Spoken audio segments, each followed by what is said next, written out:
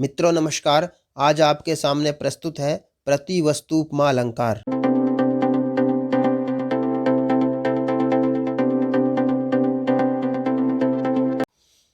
आज इस वीडियो में मित्रों हम प्रतिवस्तु उपमा अलंकार का संपूर्ण अध्ययन करेंगे। उसके लिए हम प्रतिवस्तु उपमा अलंकार के लक्षण को पढ़ेंगे, उसके उदाहरणों को देखेंगे और उससे संबंधित जिस तरह भी प्रश्न आ सकते हैं परीक्षाओं में, उन सभी पर हम चर्चा करना चाहेंगे।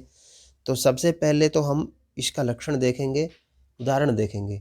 लक्षण उदाहरण से पहले ये लक्षण उदाहरण जो है हम साहित्य दर्पण के अनुसार देखेंगे, क्योंकि साहित्य दर्पण के अलंकार यही तो हमारी प्लेलिस्ट का नाम है।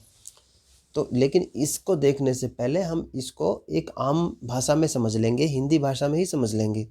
उसके बाद फिर हम संस्कृत पे आएंगे और साहित्य दर्पण के अनुसार उसकी परिभाषा और उसके उदाहरण देखेंगे। तो यदि आप हिंदी पढ़ना चाहते हैं तो शुरू में देखें, और यदि आपको केवल संस्कृत पढ़नी है तो आप इसको 3 मिनट के स्किप कर दें। देखिए, अलंकारों को साहित्य दर्पण में 3 भागों में बांटा है: शब्दालंकार, अर्थालंकार और उभयालंकार। आज का हमारा जो अलंकार है वो अर्थालंकार के अंतर्गत आता है, यानी कि प्रतिवस्तु उपमा अलंकार अर्थालंकार के अंतर्गत आता है, क्योंकि इसमें सारा चमत्कार अर्थ में छिपा हुआ है। तो अब देखिए इसका किस तरह से अर्थ ले सकते हैं हम। जहाँ उपमेय और उपमान वाक्यों का विभिन्न शब्दों द्वारा एक ही धर्म कहा जाता है, वहाँ प्रतिवस्तु उपमा अलंकार होता है। ये कह रहे हैं कि देखिए 2 चीज़ें होती हैं हमेशा, एक तो होता है उपमान, दूसरा उपमेय। तो उपमान और उपमेय ये दोनों ही वाक्य जब अलग अलग शब्दों से एक ही चीज़ की तरफ इशारा करें, एक ही चीज़ को बतलाएं, वहाँ पर प्रतिवस्तु उपमा अलंकार होता है। आप ये समझ लीजिए कि उसका वहाँ पर प्रतिबिंब बनता है, इसीलिए यहाँ पर प्रतिवस्तु उपमा अलंकार होता है। तो ये कैसे होता है, देखो एक छोटा सा उदाहरण देखते हैं। नेता झूठे हो गए, अफसर हुए लबार। ये कह रहे हैं कि नेता तो झूठे हो ही गए हैं, अफसर भी लबार यानी कि झूठे हो गए हैं। अब यहाँ पर पहले वाक्य में झूठे लिखे हुए हैं और दूसरा वाक्य में लबार लिखे हुए हैं, लेकिन झूठे का अर्थ तो झूठा होता ही है और लबार का अर्थ भी झूठा होता है। तो यानी कि ये दोनों का ही मतलब झूठा हो गया। तो एक ही शब्द को, एक ही बात को उन्होंने 2 अलग अलग शब्दों से 2 बार कहा है, तो इसलिए 2 बार अलग अलग कहा है। तो यहाँ पर प्रतिवस्तु उपमा अलंकार हो गया। अब तो आप समझ गए होंगे कि जहाँ पर एक ही वस्तु को 2 बार कहा जाए, अलग अलग शब्दों से कहा जाए, वहाँ पर प्रतिवस्तु उपमा अलंकार होता है। अब देखिए साहित्य दर्पणकार के अनुसार इसकी क्या परिभाषा है। अब हम साहित्य दर्पण को देखते हैं। वो कहते हैं कि प्रतिवस्तु उपमा साक्षात वाक्ययोर गम्य सामयोः एकोपि धर्मः सामान्यो यत्र निर्दिश्यते पृथक्।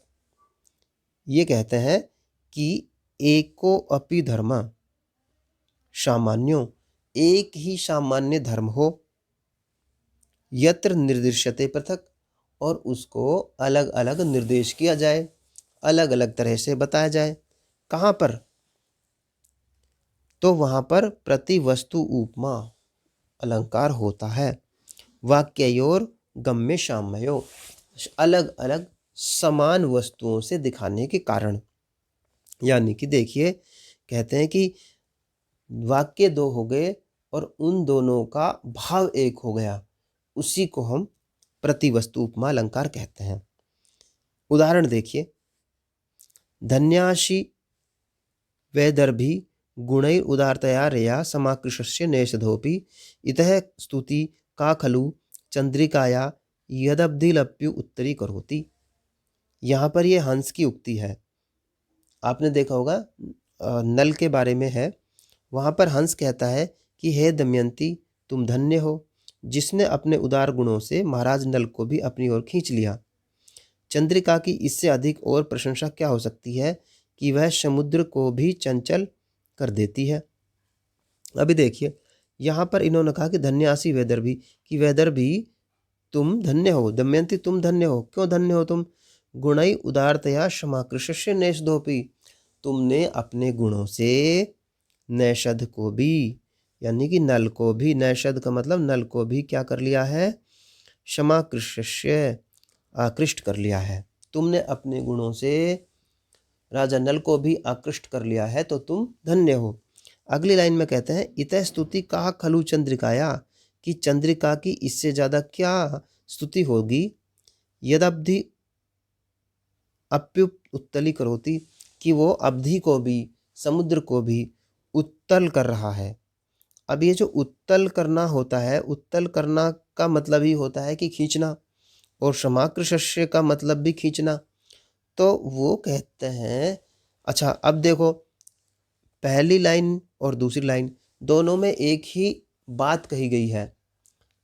क्षमाकृष्य का भी वही अर्थ है, उत्तली करोति का भी, लेकिन अलग अलग शब्द कहे गए हैं, बात एक कही गई है, इसलिए यहाँ पर प्रतिवस्तु उपमा अलंकार है। तो जहाँ पर शब्द अलग अलग हो, दोनों शब्दों से एक बात कही गई हो, वहाँ पर प्रतिवस्तु उपमा अलंकार होता है। मित्रों, ये हमारी सीरीज चली हुई है, इसमें हम ऐसे अलंकारों को पढ़ाते हैं। यदि आपको संस्कृत के कोई भी विषय चाहिए तो आप हमारे चैनल पर आएँ, इस वीडियो को लाइक करें, चैनल को सब्सक्राइब करें और इसी तरह के वीडियो देखते रहें। धन्यवाद मित्रों, जल्द ही मिलेंगे किसी नए वीडियो में।